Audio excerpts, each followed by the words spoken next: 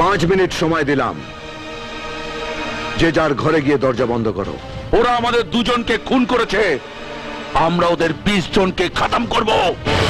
4.5 minute. চুরি পড়ে বসে আছি, খুন কা বদলা খুন। 4 মিনিট। এই, তুই তো দিনের মন্ত্রী, আজ আছিস, কাল খবর হয়ে যাবি। ফাটাকেষ্ট খবর দেখে না, খবর পড়ে না, খবর তৈরি করে।